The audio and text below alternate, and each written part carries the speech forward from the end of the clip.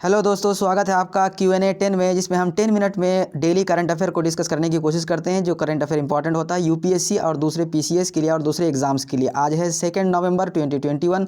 इसमें हम इन टॉपिक्स को डिस्कस करेंगे। आगे बढ़ते हैं बिना किसी देरी के। सबसे पहला जो टॉपिक है वो है COP26 समिट। तो COP26 समिट जो है आपका ग्लासगो में हो रहा है। इसमें इंडिया के PM ने 5 प्लेजेस का जिक्र किया है कि सबसे पहला प्लेज क्या है जो इम्पोर्टेंट है कि वो इंडिया जो है नेट ज़ीरो एमिशन हो जाएगा, नेट ज़ीरो एमिशन अचीव कर लेगा 2070 तक, यानी 2070 तक जो है इंडिया नेट ज़ीरो एमिशन का मतलब है जितना एमिशन करेगा उतना ही कार्बन को वो फिर से जो है वो सीक्वेस्टर कर लेगा और दूसरे उसको कार्बन को एब्जॉर्ब कर लेगा बेसिकली। ठीक है। India will bring non fossil energy capacity to 500 gigawatt by 2030 तक। जो नॉन फॉसिल एनर्जी कैपेसिटी है, फॉर एग्जांपल रिन्यूएबल एनर्जी से जो कैपेसिटी है और दूसरे एनर्जी से जो नॉन फॉसिल एनर्जी कैपेसिटी है वो 500 गीगावाट तक 2030 तक इंडिया जो है करेगा। India will bring economies carbon intensity down. Economy का जो कार्बन इंटेंसिटी है उसको 45% तक जो है डाउन करेगा 2030 तक। India will fulfil 50% of its energy requirement through renewable energy. India जो है अपना एनर्जी की जितनी रिक्वायरमेंट है वो उसमें 2030 तक 50% एनर्जी जो है वो रिन्यूएबल से अपना पूरा करेगा। India will reduce 1 billion tons of carbon emission. 1 billion tons of carbon emission जो है इंडिया रिड्यूस करेगा 2030 तक। ठीक है। इसमें याद रखने सबसे इंपॉर्टेंट है कि नेट ज़ीरो एमिशन जो है वो 2070 तक जो है इंडिया पूरा करेगा।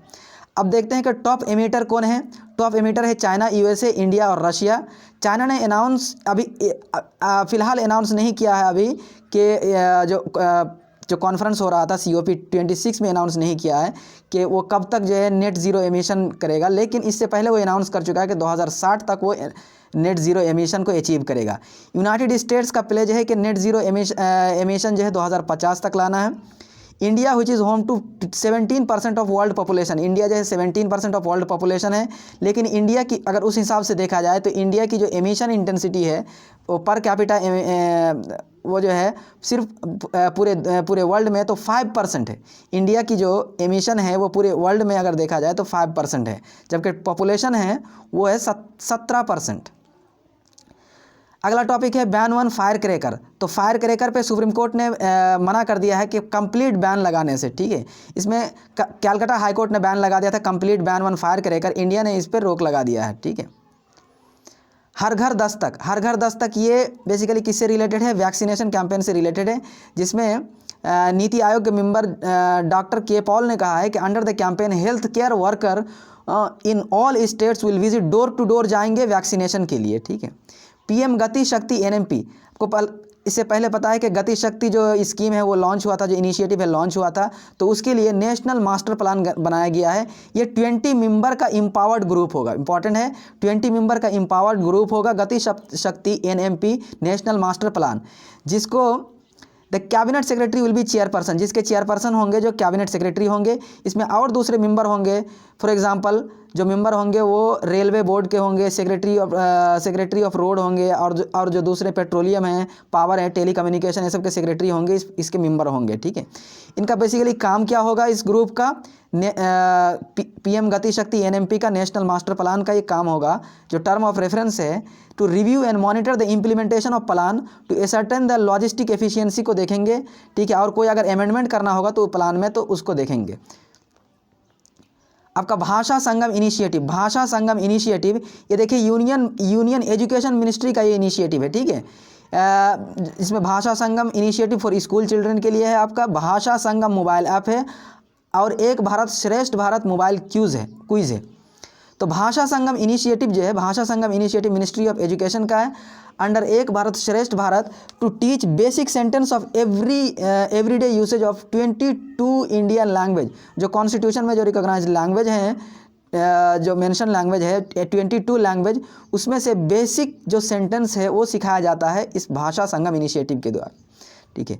और एक भारत श्रेष्ठ भारत क्विज जो है बेसिकली ये इसका मेन मकसद क्या होता है कि चिल्ड्रन को और यंगस्टर को सिखाया जाए बेसिकली जो दूसरे जो कल्चर्स हैं, जो दूसरे जो नेशनल हीरोज़ हैं और जो मॉन्यूमेंट्स हैं वो सब के बारे में जानकारी दी जाए एक भारत श्रेष्ठ भारत क्विज के द्वारा। अगला टॉपिक है समुद्रयान मिशन। तो समुद्रयान मिशन जो है रिसेंटली अनवील किया गया है समुद्रयान मिशन को चेन्नई में, ठीक है। It is India's first unique manned mission. देखिए मैंड मिशन होगा जिसको समुद्र के बेसिकली डीप ओशन में एक्सप्लोरेशन के लिए भेजा जाएगा एक व्हीकल में। इस व्हीकल का नाम होगा मत्स्या 6000, ठीक है। तो it is a part of 6,000 crore deep ocean missions. तो ये 6,000 करोड़ का डीप ओशन मिशन होगा, 60,000 करोड़ का डीप ओशन मिशन होगा, जो अप्रूव किया गया था बेसिकली ये 2021 में अप्रूव किया गया है मिनिस्ट्री ऑफ अर्थ साइंस के द्वारा, ठीक है। इंपॉर्टेंट है, मिनिस्ट्री ऑफ क्लाइमेट चेंज नहीं है बल्कि मिनिस्ट्री ऑफ अर्थ साइंस के द्वारा, ठीक है। इसमें 3 लोग जाएंगे, आपका डेप्थ ऑफ 6,000 मीटर के समुद्र के डेप्थ को जाएंगे, किस व्हीकल में, ये मत्स्या 6000 में बैठ के, ठीक है। अब देखेंगे कि जो सबमरीन होती है वो सबमरीन ज़्यादा से ज़्यादा ये आपका 200 मीटर तक ही जाती है, ठीक है। तो मत्स्या 6000 ये जो है आपका indigenously developed manned submersible vehicle है। इसमें देखिए टिटेनियम एलॉय से बनाया गया है। It will have personal to support emergency for 96 hours. ये बेसिकली दूसरे जो जो डीप सी जो ओशन एक्सप्लोरेशन होगी उसमें मदद करेंगे, ठीक है।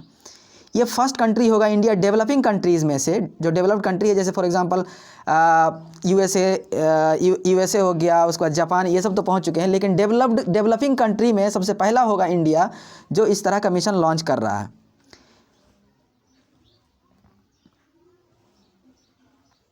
देखिए इससे पहले एक न्यूज़ आ चुका है कि इंडिया और नॉर्वे ने टास्क फोर्स बनाया है फॉर ब्लू इकोनॉमी के लिए फॉर सस्टेनेबल डेवलपमेंट, ठीक है। टास्क फोर्स है ब्लू इकोनॉमी, जो समुद्र और जो पानी से रिलेटेड होती है उसको ब्लू इकोनॉमी कहते हैं बेसिकली। तो इंडिया और नॉर्वे ने, कंट्री याद रखिए, इंडिया और नॉर्वे ने टास्क फोर्स बनाया है for blue economy for sustainable developments. इससे पहले इंडिया और नॉर्वे ने commenced a new collaboration on integrated ocean management and research. National formulary of India, अगला टॉपिक है नेशनल फार्मूलरी ऑफ इंडिया। तो देखते हैं क्या है कि इंडिया का जो इंडियन फार्माकोपोया कमीशन, जो ministry of health and family welfare के अंडर में एक ऑटोनमस इंस्टीट्यूशन है, इसने नेशनल फार्मूलरी ऑफ इंडिया जो है लॉन्च किया है बेसिकली। तो देखिए इसका एम क्या है, to promote rational use of medicine in country. तो कंट्री में जो मेडिसिन का रैशनल यूज़ जो है उसको प्रमोट करने के लिए ये नेशनल इंडियन फार्माकोपोया कमीशन ने नेशनल फार्मूलरी ऑफ इंडिया जो है ये पब्लिश किया। तो national formulary of India 2021 would act as a guidance document for all clinicians and healthcare professional while prescribing the medicines to the patients. National Formulary of India has been drafted by adopting the principle do not miss critical, ठीक है।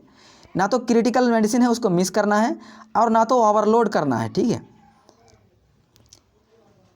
The National Formulary of India is aligned with national health programs and national list of essential medicines.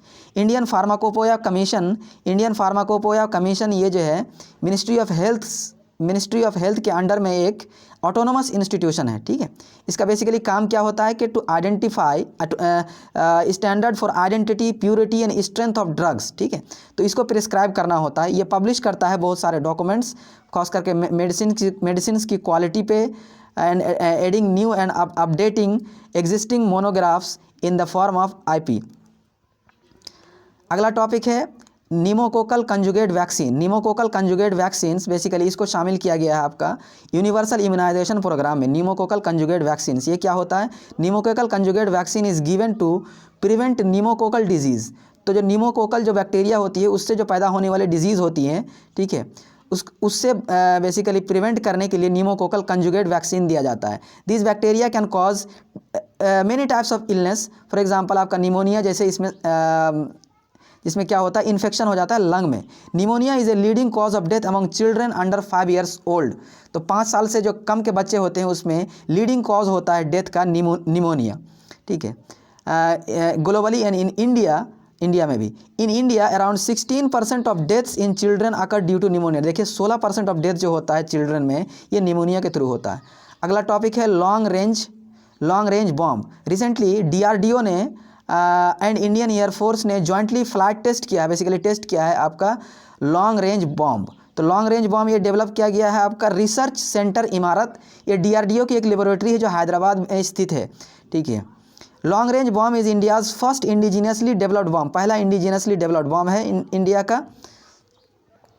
It will be use to attack land based target, जो land based target है उसको neutralise करने के लिए इसका use किया जाएगा। उस ग्रेट एक्यूरेसी, रेंज होगा इसका 100 किलोमीटर, ठीक है, 100 किलोमीटर तक अराउंड रेंज होगा।